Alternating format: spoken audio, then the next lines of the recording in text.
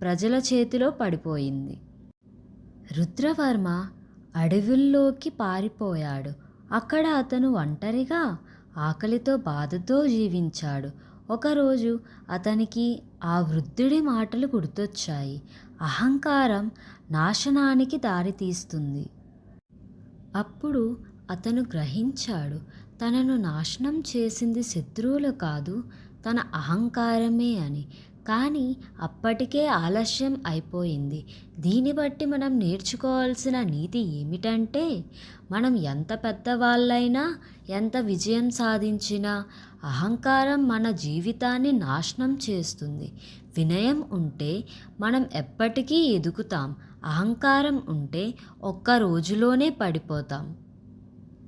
ఈ కథ మీకు నచ్చితే లైక్ చేయండి, కమెంట్లో మీ అభిప్రాయం చెప్పండి.